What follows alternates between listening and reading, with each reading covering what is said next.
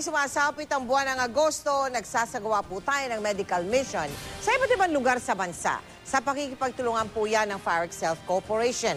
At dito nakaraang Biyernes, 850 kapuso nating sa Tondo, sa Maynila, ang nahandugan natin ng libreng serbisyo at mga libreng gamot. Kahit nasa dapit hapon na ng kanyang buhay, isang kahig isang tuka pa rin si Beth at ang kanyang pamilya. Kaya ang magulo at maingay na lansangan ng Kamaynilaan, katumbas sa kanila ay kabuhayan. Ay ako kuya, nagsisip ako maghanap buhay. Mapakain ko ng mga anak ko kaysa naman magutom. 9 na anak at 6 na apo ang binubuhay ngayon ni Beth. Kaya doble kayod siya sa paglalabada, habang nagpe-pedicab naman ang kanyang mister.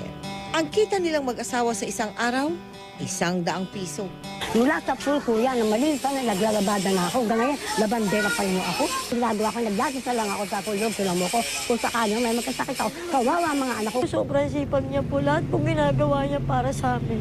Kung sa pagkain pa lang ay hirap na, ang pagpapagamot sa tuwing may nagkakasakit sa kanilang pamilya, kalbaryo na.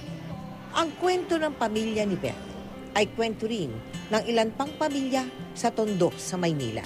Sila ang mga nahandugan natin ng libreng konsultasyon sa doktor at libreng gamot sa ating medical mission doon noong Biyernes sa pakikipagtulungan ng Farex Health Corporation. Naway ang mga gamot na ating inihandog ay magsilbi nilang lakas upang kanilang maharap ang iba't ibang hamon ng bukas.